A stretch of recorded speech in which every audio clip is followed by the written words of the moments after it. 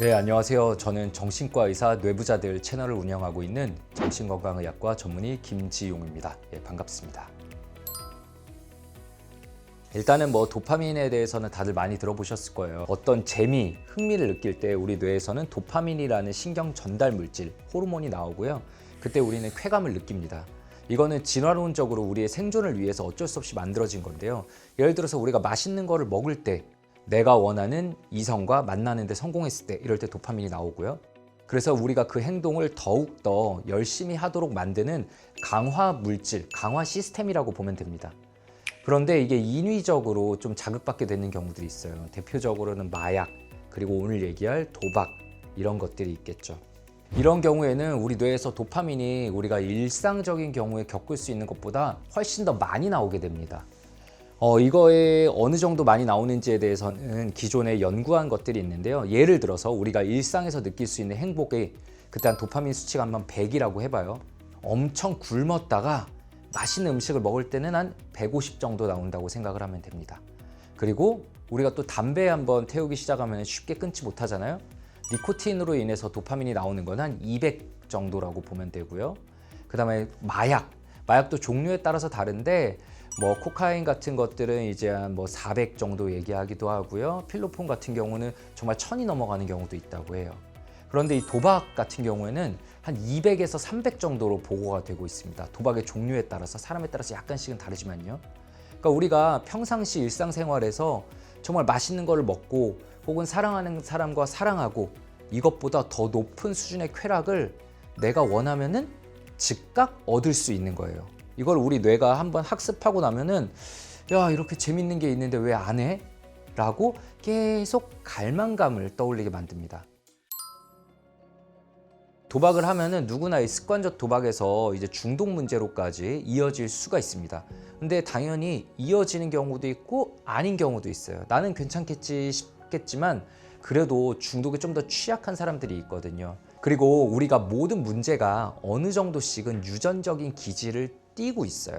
어떤 질환이든 간에 다 이 타고난 유전성이 있는 건 사실입니다. 일단 타고난 기질적으로, 기질이란 건 말 그대로 타고나는 성격을 얘기하거든요. 자극 추구성, 그러니까 뭔가 새로운 걸 하는 걸 좋아하고 새로운 거에서 흥미를 느껴서 계속 찾는 분들이 아무래도 이 도박 중독에 더 빠져들기가 쉽습니다. 그런데 이런 타고난 자극 추구성 있으면 모두 다 그렇게 되냐?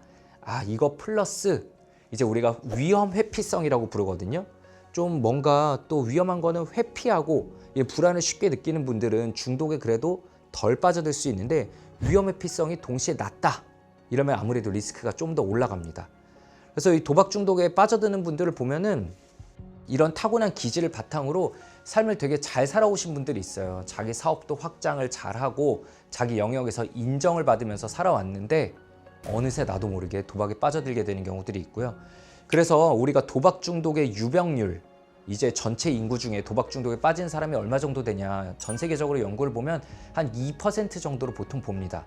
근데 우리나라에서는 5.5% 정도로 보고된 연구가 있기도 하고요. 우리나라가 도박 중독률이 확실히 높은 건 사실이거든요. 그런데 도박 중독 부모에게서 자라난 자녀들은 보통 도박 중독 유병률이 한 8% 정도로 봐요.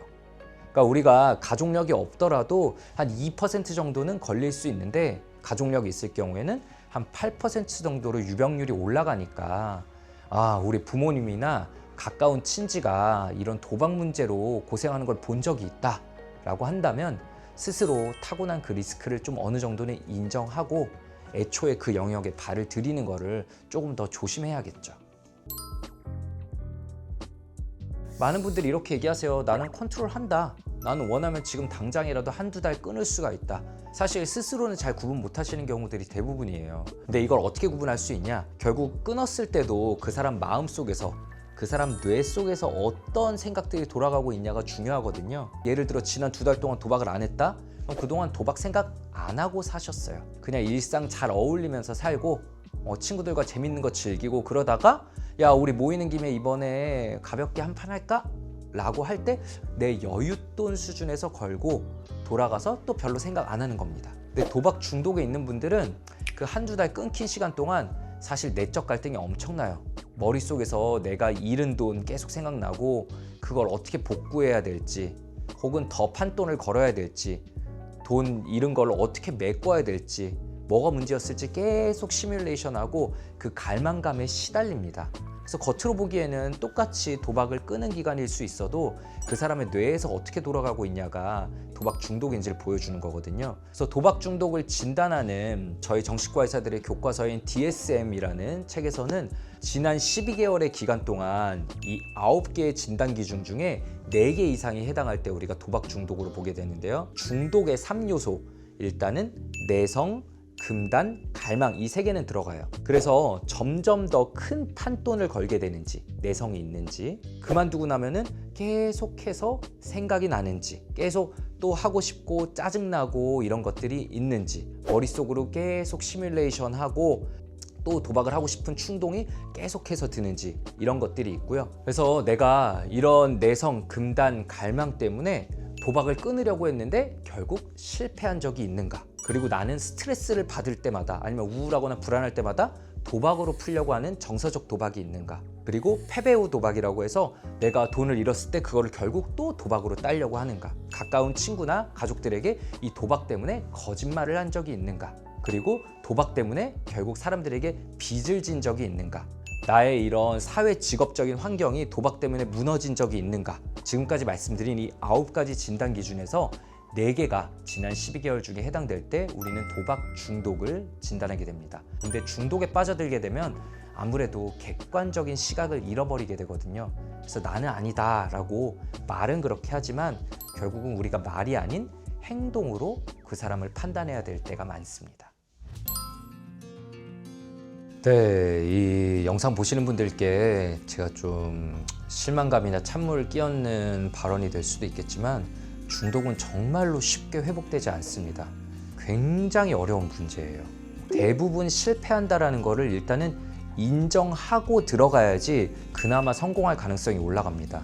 이게 혼자서는 잘 안 되니까 내가 할 수 있는 모든 수단들을 동원한다라는 마인드로 가야 되거든요. 이게 중독의 어떤 종류가 중요하지 않아요. 알코올 중독이든 마약 중독이든 도박 중독이든 이 중독들은 말 그대로 아까 제가 말씀드린 대로 뇌의 문제입니다. 내 뇌에서 시켜서 어쩔 수 없이 나도 모르게 하게 되고 내 성격 자체가 변해 있는 건데 본인이나 주변에서는 다 의지의 문제로 보는 경우가 많거든요. 야, 그거 네가 마음 강하게 먹고 안 하면 되는 거 아니야. 네가 나를 가족들을 정말로 사랑한다면 그 정도 참을 수 있는 거 아니야. 정신과 뭐하러 가? 네가 참으면 되잖아. 라는 그런 말들이 어떻게 보면 치료에 방해가 되는 경우들이 훨씬 더 많아요.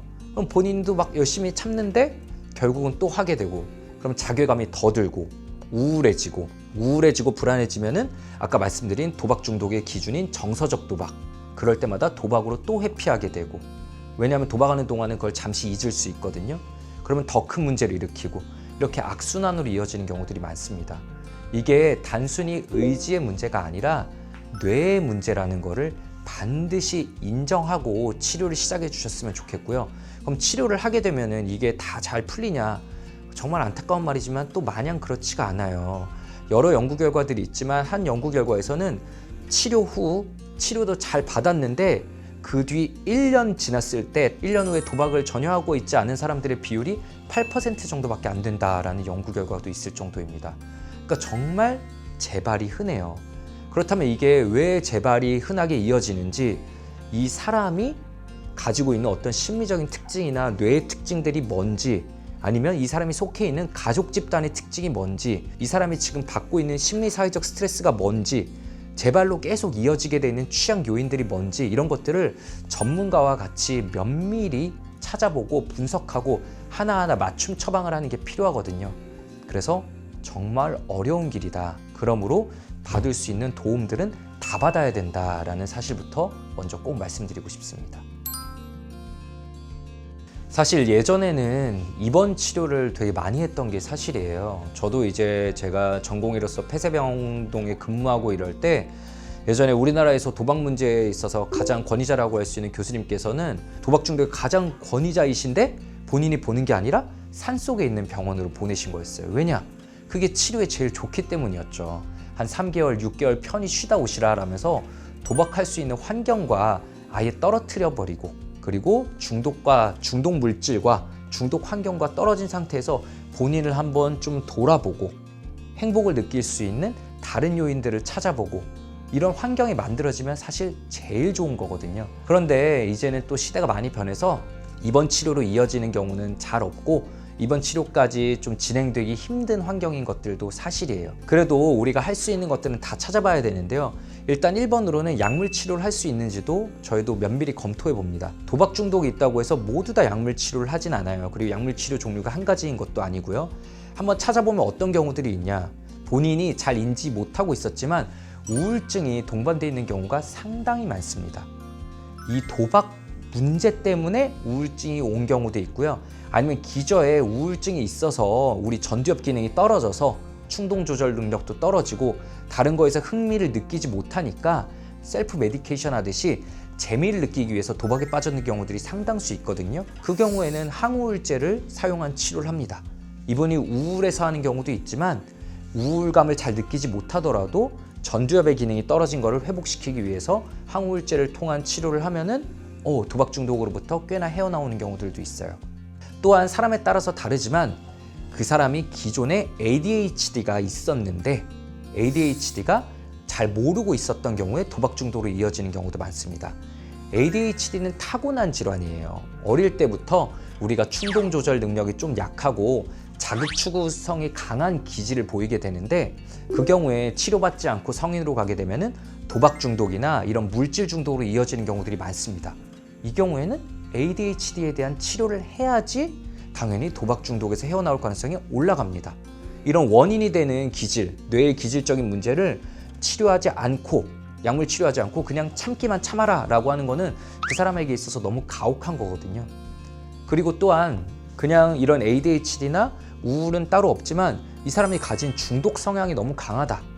가게를 봐도 중독에 빠져들었던 사람들이 많고 이 사람이 갈망감을 너무 심하게 느낀다라고 할 때는 항갈망제, 날트렉소이나 아캄프로세이트라고 하는 약물들도 사용하게 됩니다. 보통은 알코올 중독에 있어서 공인된 치료제들인데 도박 중독의 경우에도 효과를 보인다라는 연구 결과들이 있거든요.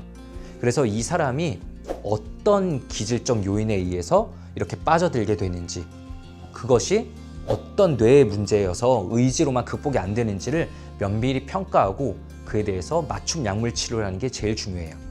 근데 제가 지금 말씀드린 이 약들 중에 의존성이나 내성이 있는 약은 하나도 없습니다. 다 쓰다가 안전하게 그냥 끊을 수 있는 약물이고요. 이게 중독으로 이어지는 경우는 하나도 없어요. 그런데 다들 약은 위험할 수 있어서, 약은 중독성이 있어서 이런 핑계들을 많이 대시거든요. 근데 사실 지금 도박 중독이 문제지 이 약들이 위험한 게 아니거든요. 내 마음속에서 계속 치료를 피하고 싶은 마음에 저항이 걸리고 나도 모르게 계속 합리화하고 있는 건 아닌가 꼭 한번 돌아보셨으면 좋겠고요. 모든 약물에는 당연히 부작용이 가능합니다. 약전을 보시면 부작용 목록에 엄청 많이 나와 있을 거예요. 그래서 이렇게 다양하고 위험한 약물인데 이거를 쓸 수 있나? 이런 두려움이 드시겠지만 하나도 위험한 약물들이 아닙니다. 다양한 부작용이 생길 수 있지만 대부분의 부작용은 일시적으로 나오거나 혹은 금방 적응하면서 사라지는 경우들이 대부분이고요. 만약 어떤 약물에 부작용이 있다 이러면 당연히 그걸 끊고 다른 계열의 약물을 쓰면 되거든요. 영구적으로 지속되는 위험한 부작용은 없기 때문에 너무 지나친 경계심은 가지지 않으셔도 될 것 같습니다. 그리고 약물 치료뿐만 아니라 이제 결국은 이 사람이 왜 도박을 찾게 되었는가, 이 사람의 삶에서 이 사람은 왜 계속 공허함을 느끼고 흥미를 느끼지 못했던가, 왜 도박이 들어올 수밖에 없었는가를 이해하는, 그리고 그걸 얘기하면서 자기 스스로 깨닫게 만드는 상담 치료가 역시 중요하겠죠. 전문가와 상담 치료를 하는 것도 중요하고요. GA라고 해서 우리가 흔히 AA라고 하는 알코올 모임, 알코올 이제 중독자들의 모임처럼 도박 중독자들의 모임이 있거든요. 단도박 모임이 있어요. 단도박에 성공한 선배들의 이야기를 듣고, 그리고 단도박을 어떻게 할 수 있는지, 도박을 어떻게 끊을 수 있는지, 그리고 도박으로 힘든 마음을 서로 나누면서 좀 위로받고 가이드 받을 수 있는 그런 모임에 참여하는 것 역시 우리가 도박 중독으로부터 헤어나올 수 있는 그런 성공 확률을 좀 더 올려주게 됩니다. 본인이나 가족들은 인식하지 못하고 있었지만 가족 문제가 미치는 영향들도 상당히 있어요. 기존에 가족 문제가 없었더라도 이런 도박 문제가 터지게 되면은 워낙 압도적인 문제이기 때문에 그 가정에 문제가 생길 수밖에 없거든요. 흔하게 나타나는 게 이제 코디펜던시라고 하는데 공동 중독 현상이 일어나게 됩니다. 뭐냐면은 가족들도 이 문제에 너무 매달리게 되는 거예요. 대표적으로 가장 흔하게 범하는 실수가 가족들이 대신 도박빚을 갚아주는 겁니다. 그럼 가족들이 갚아줘야지 어떡해 라고 하지만 갚아주게 되면은 학습이 되는 거예요. 내가 문제가 생기면 도와줄 구멍이 있네? 라는 게 내 뇌에 나도 모르게 학습이 돼서 계속 문제가 반복되게 됩니다. 가족들은 입장에서는 도와주려고 한 건데 이게 중독 문제를 더 키우게 되는 경우가 있고요. 가족들이 계속 같이 고민하고 이 문제 어떻게 해결해야 될까? 우리가 계속 도와줘야만 되는데 라는 구원자 컴플렉스에 빠지게 되거나 아니면은 가족들도 너무 이 문제에만 몰두하게 되는 경우에는 가족들이 이 가정 전체가 도박에서 헤어나오지 못하게 되는 경우들이 많아요. 너무 스트레스 받으니까 그냥 너 제발 이것만 안 하면 우리가 뭐 다 해줄게 라는 방식으로 이 도박 중독자의 도박에 빠지신 분의 마음을 더 연약하게 만드는 경우들도 있고요. 그래서 가족들과 이 도박 중독 환자 간의 건강한 정서적 경계를 설정하는 게 중요합니다. 우리는 너를 정말 도와주고 싶어. 우린 널 도와줄 거야. 하지만 동시에 이거는 성인으로서 내가 책임져야 될 내 문제야. 빚은 너가 갚아야 돼. 근데 어떻게 현실적으로 갚아 나갈 수 있을지 같이 계획을 짜고 그 단계에서 우리가 도와줄 수 있는 것들은 도와줄게. 필요하다면 가족 상담도 같이 할게. 너가 치료를 원한다면 적극 지원해주고 지지해줄게. 그리고 우리가 너를 도와주겠지만 거짓말을 한다면 우리는 너와 더 이상 함께 할 수 없어 라는 이런 건강한 경계를 설정하는 게 무엇보다 중요합니다.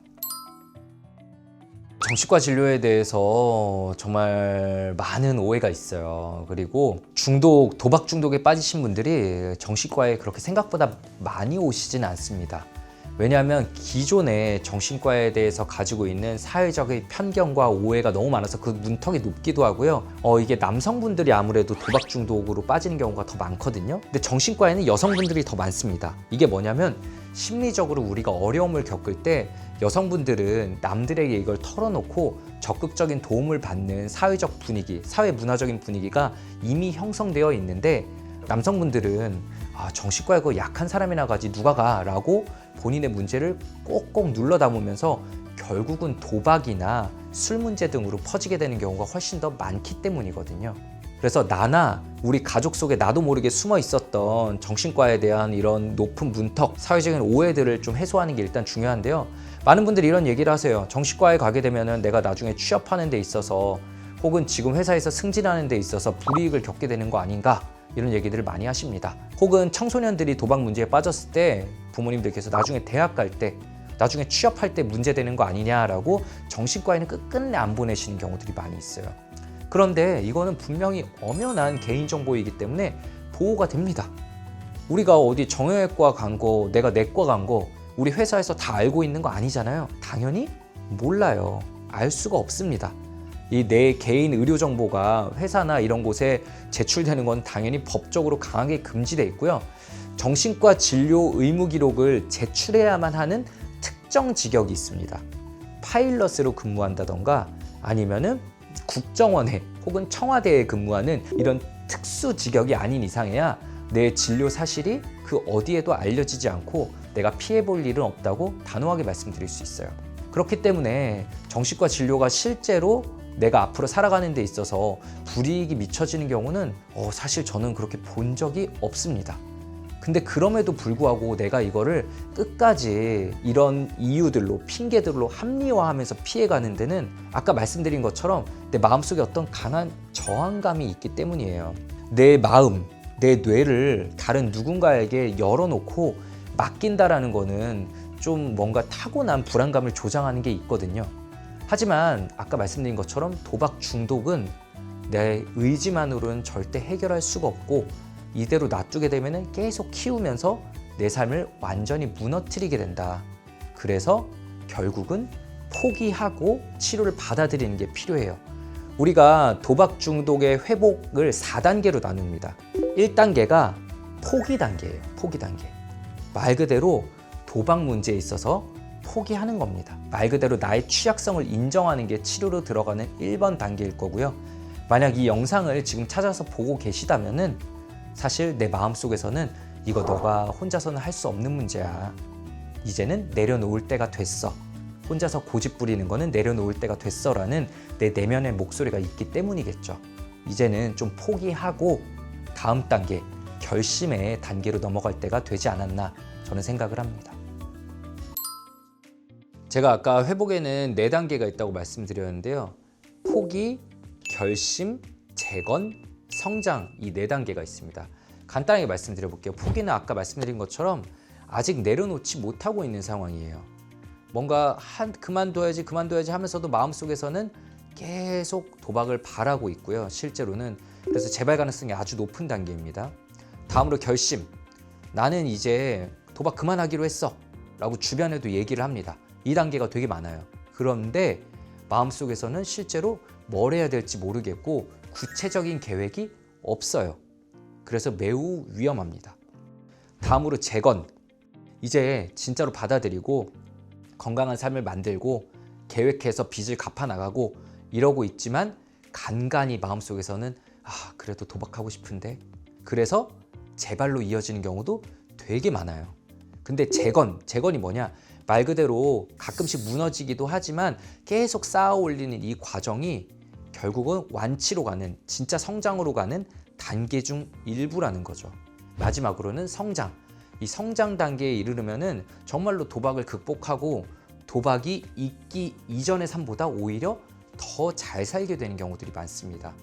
내 삶이 그럴듯하게 괜찮게 가려져 왔지만 예전에 나는 잘 살았어 라고 하지만 결국 그 삶은 도박 중독을 불러일으킨 삶이었잖아요.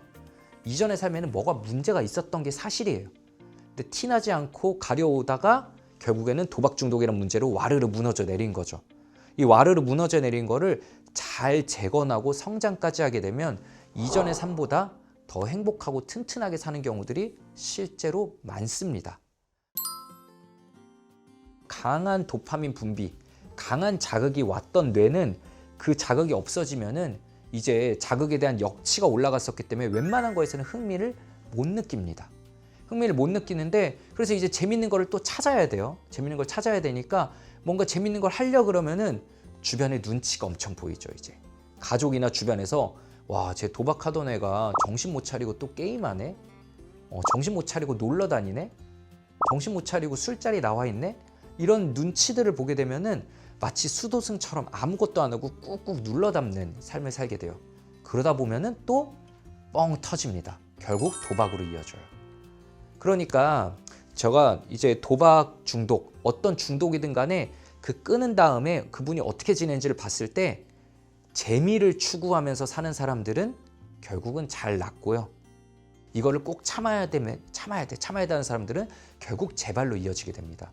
그래서 가족분들, 당사자들에게 자주 말씀드리는 게 재밌는 거 하셔야 돼요. 요즘 도파민 중독이라고 하니까 도파민 다 나쁜 거냐, 도파민 다 피해야 되냐. 도파민이 없으면 사람 우울증에 걸려요. 도파민은 반드시 필요한 물질이고요. 내가 어떤 거를 계속해서 의지를 가지고 계속해서 그거를 몰두하고 이끌어 나갈 수 있는 원동력이 되는 호르몬입니다. 이제 우리가 도파민을 불러일으킬 수 있는 방법에 크게 2개로 나눌 수 있어요. 하나는 즉각 만족이고 다른 하나가 지연 만족입니다. 도박은 거의 다 즉각 만족이에요. 하면은 재밌어요. 하면은 바로 흥미를 느낄 수 있습니다. 근데 우리가 삶에서 이런 즉각 만족을 느낄 수 있는 것들은 별로 없거든요. 우리 삶에서 우리가 성취를 이루고 흥미를 느끼는 것들은 거의 다 지연 만족입니다. 내가 노력을 좀 오래 해야지 뭐가 와요.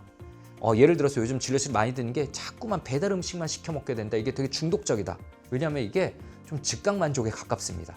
내가 메뉴 고르면은 바로 눈앞에 메뉴가 떨어져요. 내가 별로 노력도 기울이지 않는데 공짜로 이 보상이 떨어집니다. 그럼 뇌는 이게 너무 즐거운 거예요. 근데 지연 만족, 내가 요리하는 데서 재미를 느낀다는 분들은 전혀 다른 느낌의 재미를 느끼시는 거거든요. 내가 나를 위해서 계획을 세우고 실행을 하고 이렇게 결과물을 나를 위해서 먹는다. 이게 되게 오래 시간이 걸리고 훨씬 더 복잡하지만 분명히 다른 계열의 흥미를 주는 거거든요. 우리가 삶에서 성취를 이루고 성장하면서 살아가기 위해서는 거의 다 지연 만족에서 우리는 뭔가를 얻어야 돼요. 우리가 공부하는 거, 일하는 거, 내 사업을 하는 거 대부분 다 오래 걸려서 성취물들을 얻는 거잖아요. 그래서 지연 만족에 관련된 도파민 트랙을 우리는 강화시켜야 되고 즉각 만족과 관련된 것들은 사실은 좀 줄여야 됩니다. 그런데 지연 만족과 즉각 만족 중에 요즘 너무 즉각 만족으로만 도파민을 느끼는 게 우리 현대 사회의 문제다. 즉각 만족, 너무 즉각 만족할 수 있도록 여러 가지 도구들이 나와 있는 거. 저는 이 도박에 있어서도 예전에는 우리가 도박을 하려면은 건너야 될 문턱들이 너무 많았어요. 좀 음침해 보이는 그 도박장을 찾아가야 되고 뭔가 거기를 들어가는데 또 약간 마음에 걸리고 좀 두려울 수도 있고 집에 있다가 거기 가려면은 여러 가지 난관들이 있잖아요. 그러니까 도중에 브레이크 걸릴 것들이 너무 많았단 말이죠. 근데 요즘은 그냥 스마트폰 한번 키면 바로 되는 거예요. 즉각 만족이 더 강화돼 버린 거죠. 안 그래도 도박 자체도 즉각 만족이었는데 그래서 우리가 빠져들 수밖에 없는 이런 리스크가 더 많아졌는데 이럴수록 우리가 더욱더 지연 만족에서 건강한 도파민을 얻는 활동들을 꾸준히 해야 된다.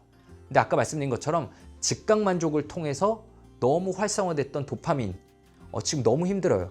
그때는 일단은 좀 더 즉각 만족에 가까운 게임도 조금은 하고 하지만 그러면서 지연 만족에 가까운 운동에서도 흥미를 느낄 수 있도록 좀 도와주고 이러면서 약간 즉각 만족 트랙에서 지연 만족 트랙으로 자연스럽게 넘어갈 수 있도록 도와주는 거 이게 필요하고요.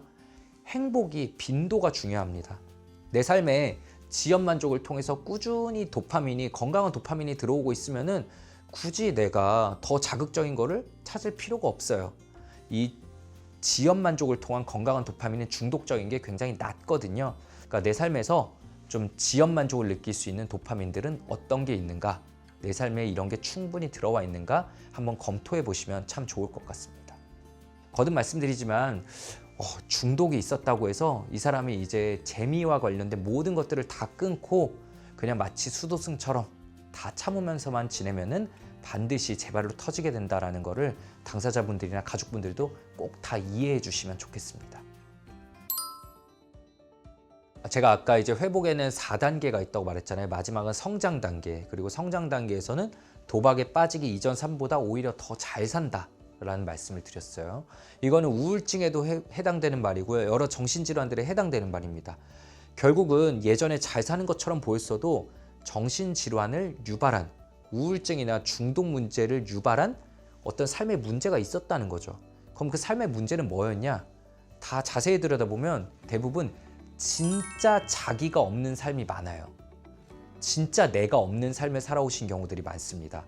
보통 이제 부모가 정한 대로 이 사회가 일러주는 대로 열심히만 살아왔는데 진짜 내가 좋아하는 게 뭔지 모르고 진짜 내가 바라는 거, 삶의 목적, 내가 잘 살고 있다는 느낌을 받는 행위 이런 것들이 내 삶에 부족했기 때문에 뭔가 공허함이 계속 쌓여가고 있었던 거거든요. 그 공허함이 우울이나 중독으로 이어지게 되는 거고요. 그래서 이렇게 삶이 와르르 무너지게 되는 과정 그리고 그 뒤에 재건하는 과정 중에 진짜 나를 찾는 과정이 꼭 필요합니다. 앞으로 결국 열심히 살아야 되긴 열심히 살아야 되는데 게다가 도박 빚도 갚아야 되니까 더 열심히 살아야죠. 참 힘들지만 이 삶에서 내가 진짜 바라는 게 뭔가 대부분 도박 빚까지 지게 되면 이번 삶은 글렀다, 이번 생은 망했다라는 생각에 더 놓아버리는 경우가 많아요. 망했으니까 그냥 더. 그런데 이번 삶은 글렀다라고 하지만 사실 이번 삶은 단 한 번뿐이잖아요. 그러니까 지금부터라도 내가 할 수 있는 것들을 해야 되거든요. 그럴 때 이번 삶에서 진짜 내가 바라는 거는 뭘까? 지금 삶에서도 지금 이 순간에서도 내가 뭔가 보람을 느끼고 잘 살고 있구나라는 느낌을 받을 수 있는 거는 뭐가 있을까? 다 잃어버린 것 같지만 지금 나에게 남아있는 거는 뭘까? 이런 것들에 대해서 충분히 고민하고 사유하는 그 과정들이 필요해요. 물론 이제 도박에 좀 빠져들어서 도박에 빠졌던 내 뇌는 계속 더 자극적인 것만 찾고 흥분되는 걸 찾겠지만 단도박 모임이라던가 아니면 정신과 상담이라던가 심리 상담에서 이런 질문들을 나누면서 나 자신에 대해서 사유하게 되다 보면은 결국 진짜 자기를 발견할 수 있게 돼요. 아, 내가 바라는 게 이거였구나. 나는 이럴 때 살아있는 느낌을 받게 되는구나. 이게 뭐 내 가족들과 받는 느낌일 수도 있고요. 아니면 어떤 봉사활동을 하면서 받게 된 느낌일 수도 있고요. 어떤 사람들은 종교적인 어떤 활동에서 이걸 찾게 되기도 하고요. 사람들마다 다 제각각의 뭐가 있겠지만 그렇게 진짜 내가 바라던 걸 찾게 됐을 때 도박 중독으로부터 헤어나오고 오히려 더 좋은 삶을 살게 된다라는 사실을 꼭 기억해 주셨으면 좋겠습니다. 도박은 거듭 말씀드리지만 절대 의지의 문제가 아니고 뇌의 중독 회로의 문제입니다. 그래서 정말 의지로 해결될 수 없는 문제를 계속 의지의 문제로만 두면서 자괴감에 빠지시지 말고요. 이걸 보고 계신 당사자나 가족분들이 있다면 꼭 받을 수 있는 모든 도움을 받으셨으면 좋겠습니다. 도박 중독은 정말 한 개인을 넘어서 가정을 파탄에 빠뜨릴 수 있는 큰 문제거든요. 이 문제가 더 커지기 전에 가능한 조기에 개입해서 당사자와 가족들 모두가 치료를 받는 거, 본인들과 가족들의 삶을 지킬 수 있는, 절대 저희도 100% 치료를 보장할 수는 없지만 반드시 가야만 하는 길이라는 거 꼭 말씀드리고 싶습니다. 그리고 도박에서 이제 빠져나왔지만 계속해서 뭔가 유혹에 시달리시거나 삶이 재미가 없는, 그래서 혹시나 재발될까 봐 두려우신 분들에게 말씀드리자면 세상엔 분명히 재미있는 것들이 엄청 많이 있어요. 우리가 살면서 여태까지 안 해본 것들이 엄청나게 많이 있습니다. 그런데 내 뇌가 예전에 경험했던 그 분야의 재미를 아직 잊지 못하고 있는 것 때문이겠죠. 금욕적인 생활을 하는 것만이 절대 정답이 아닙니다. 내가 경험해보지 않은 새로운 재미들을 찾아보신다면 분명히 도박과는 다른 방식으로 내 뇌를 더 건강하고 더 건강한 흥미, 건강한 도파민이 나올 수 있게 해주는 새로운 재미를 삶에서 발견하실 수 있을 거라고 생각을 하고요. 그렇게 진짜 자기가 좋아하는 거를 만나면은 도박에 빠지기 이전의 삶보다 더 건강하고 행복한 삶을 사시게 될 수 있을 거라고 저도 확신합니다. 여러분의 앞으로의 도전을 진심으로 응원하겠습니다.